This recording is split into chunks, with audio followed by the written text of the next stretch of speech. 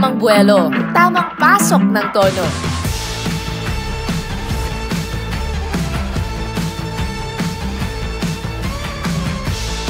Sabayan ang bawat tugtog at mapasayaw pa kung gusto mo. Let loose with every beat and embrace our love for music. Yan ang i-achieve natin ngayong linggo dito sa #MainGoals. Achieving goals never stops at ngayong linggo may bago na naman tayong gagawin. Kasi mga besties, this week it's all about music, sounds, and dances dito sa #MainGoals! Mapakantahan man o sayawan, basta may tugtugan, aba, go na go tayo dyan! Talaga ba? Oo, talaga ba? Kayo ba mga besties mahilig kayo sa music? Ay, oo. Mahilig akong mag-sound trip. Sound trip, oo. Ikaw? Sound trip.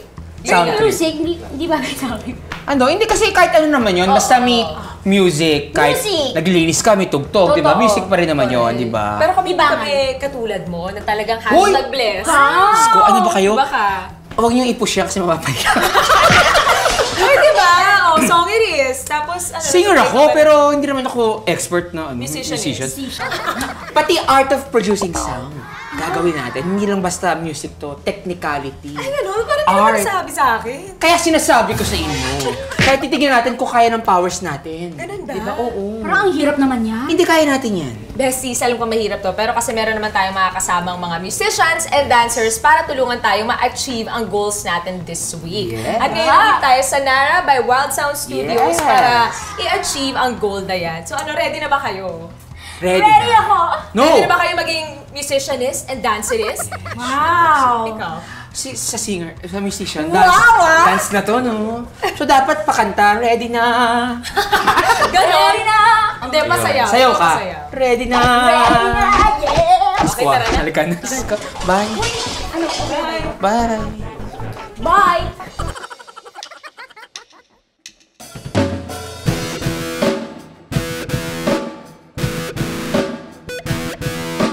Buddy, you're a boy, make a big noise playing in the street. Gonna be a big man someday. Got mud on your face, your big disgrace. Kicking your can all over the place. We will rock you. We will rock you.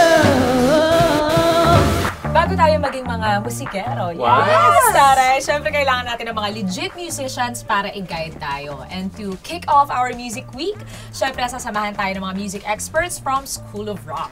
Wow. Yan, makakasama natin music director Daryl Joseph Oy Villanueva. Good evening. Yes. Sa keyboards naman, nandyan si Sir Iser Llerena. Good evening. Sa guitar, si Miss Sol Marian Feliciano. Good evening, everyone. At sa drums, Sir Judas Javier. Yes! Ngayon po kasi linggo, plano po namin maging musikero. Yes. Kakayanin po namin kung hanggang lang sa po kaya ang powers ng mga besties. At kayo po sana yung magtuturo sa amin. Sa maikling panahon. Correct. Yes! Pero okay lang po ba bago tayo magturoan? Konting interview po muna tungkol sa background. Sige po. Paano po kayo nagsimula as a musical Musician. musician? Ganon. Ako, I started when I was 5 sa piano eh. Tapos, it progressed. Nung naging teenager ako, nagkaroon ako interest talaga sa guitar. Kaya yun ang naging major ko. Major instrument. Yung secondary instrument ko lang, piano. Kayo po, Sir Iser, paano naman po nagsimula? Nag-start muna pala ako ng kanto-kanto lang. Kapa-kapa lang, songits, tagay, ganun lang. Pag nakakarinig ako ng mga instrument, parang yung maganda sa tenga siya. Nakikiliti? Parang kinikiliti ka. Exact word. Kayo naman po, Miss Sol. Nag-start ako nung grade school. Kasi lumaki rin ako yung daddy ko kasi is voice teacher. Tapos may banda rin siya. So, one time, parang nakasabit lang yung guitar, pinakailaman ko. Siguro mga grade 4, grade 5. Tapos yun, tapos nakita ng daddy ko na kasi parang, frustrated yung daddy ko na magkaroon ng anak na magmamana. Ako lang yung only girl, 4 kami. So parang siya, sige, ito na lang turuan ko. Si Sir Judas naman sa drums. Pagdating ko ng college, doon ako namulat sa mga music sa labas. Gumraduate ako ng college, tumugtog ako sa iba't ibang bar hanggang napunta ako sa iba't ibang bansa. And then, nung umuwi ako ng Pilipinas, nagdiretso ako ng School of Rock. Para sa mga hindi po nakakaalam, ano po ba ang trabaho talaga ng music director? ikaw mag-organize ng song mismo, kunwari per song. Ikaw ang mag-a-assign sa teacher. Ito ang gagawin mo. Ganun siya. Sir, pag musical director, kailangan po ba marunong ka sa instrument? Sa lahat? Yes. Hindi naman lahat. May mga music director, gitara lang, ganun eh. Pero ideally, meron kang minor instrument. May major instrument ka, meron ka minor instrument. Tingin niyo po ba kami kakayanin namin? Kasi parang parang talent na you're born with it already. Parang hindi...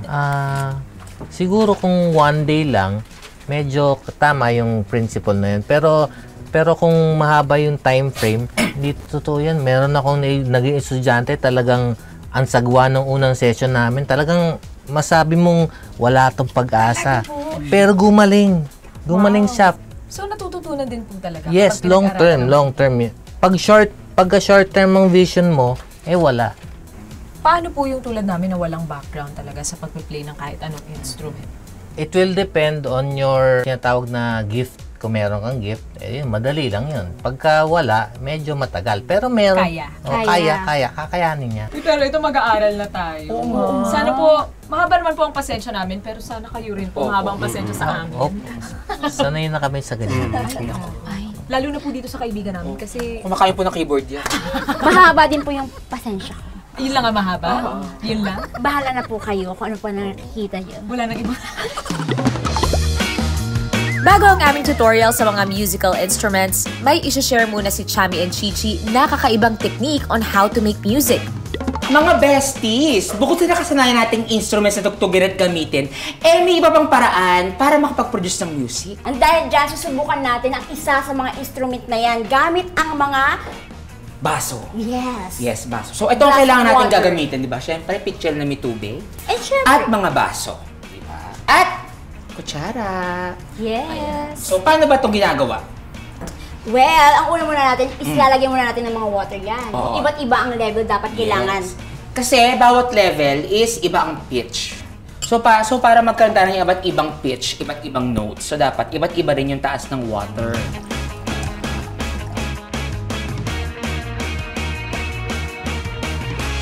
So ngayon, ang una nating gagawin para tumunog siya is babasain natin yung fingertip natin dito sa lid ng baso. Ayan, sige, ikaw, Chichi. Ako naman.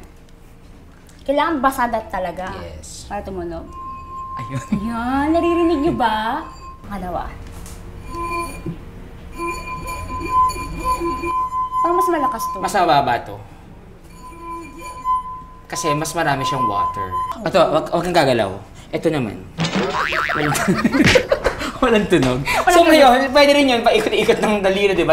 Pwede rin gamitin yung kutsara. Di ba? So, sayaw ka.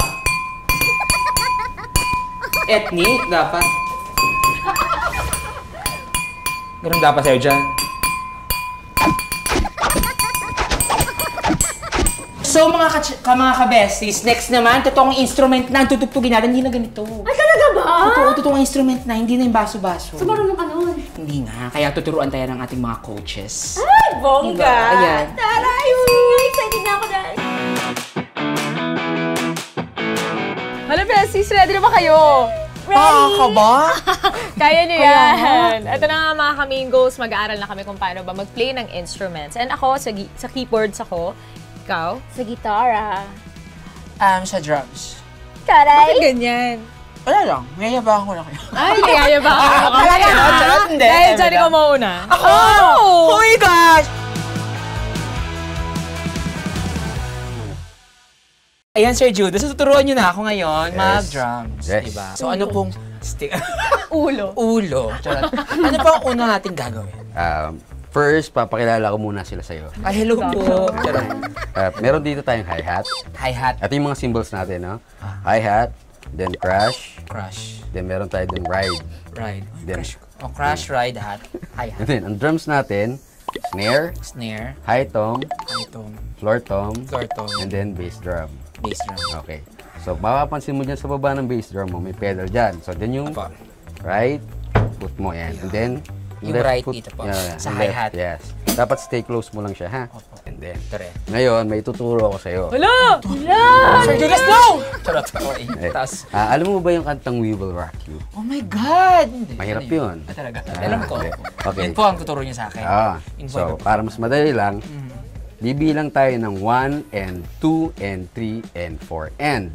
Aming end. Okay. 1, So, sa 2, and 3, and 4, and. and. So, 1 end, kick mo, 1 end. 1 end. Yes. Yun na yun. And then, kunin mo yung drumstick mo. Ito. Yan. Drumstick po ang tawag Yes, dito. drumstick. Alam ko So, chopstick.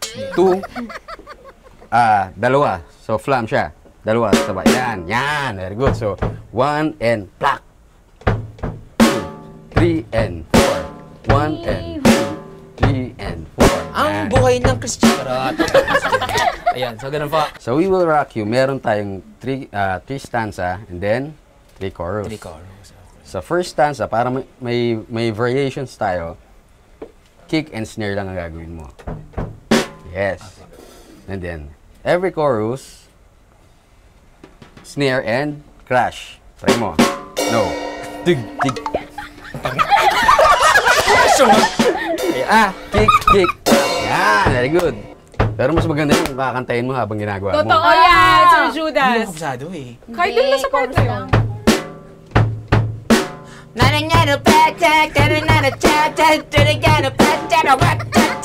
Ganun ba yan? Drum solo na malupit, Oo. na madali. So, right, left, dito ka. Right, left, right, left. Right, left, right. Right, left. Ganyan. Ayan, so 4 lang ha. 4. Then 4 lang din doon. 1, 2, 3, 4. Yes, and then 4 lang din doon. 1, 2, 3, 4. Okay. Okay, try natin. 4 dito, 4 doon, 8 doon. Mas mabilis.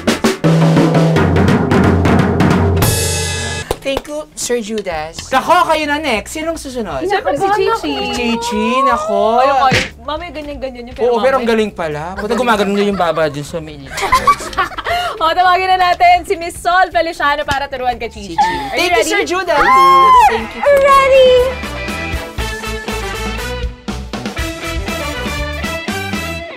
Yung basic natin is kailangan malaman mo muna kung ano yung tawag sa part ng guitar. Kasi like for example, ito yung tinatawag natin na neck. Neck. Tapos ito yung fretboards. Yan yung frets. First fret, pag sinabi kong first fret, ito yon. Second, third, fourth, and so on. Tapos ito yung body ng guitar. Tapos ang string natin, lagi kang magsisimula ng bilang sa baba. So this is your first, second, third, fourth, fifth, and sixth. Lagi mong tatandaan yung malapit sa baba natin. Ayun tayo. Ay, hindi. Yun din yung sinasabi ko sa mga student. Kung ano yung malapit sa mukha mo, yun ang 6. Ayun. Tapos ito, yung ano natin, yung fretting hand, this is your first finger. Pag sinabi kong first finger, ito yun. Yeah. The second, third, and fourth. Yung chords naman ng We Will Rock You is E minor. Ilan pong frets ang meron? Normally, or yung standard is 22. 22. Or 24. Ang dami. 22 to 24 fret. Ayan. Okay. Si first finger natin sa 7th.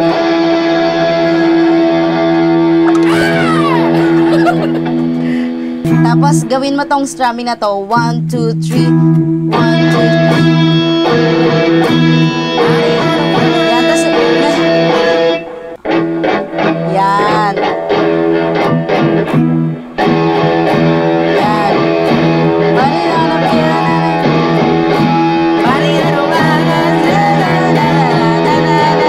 Tapos lalagyan mo ng break. Parang ten. Yan. 1, 2, 3. Tapos yung ano, ayan yung throughout the verse. The first verse, then second, ganyan lang. Tapos yung sa chorus natin is C. Yan. Tapos yung fourth finger mo is nasa 5th fret din ng 3rd string. Yan. Yan. Tapos next chord, ayan ang C. So ang next chord natin is D. Hard pala. Lipat ka lang ng dalawang fret. 1, 2. Tapos balik ka kay E.